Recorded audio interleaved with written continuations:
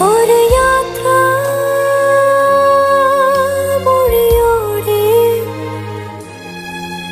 വിടവാങ്ങും പ്രിയ സന്ധ്യേ, ഒരു പാവം കനൽ മേഘം മിഴി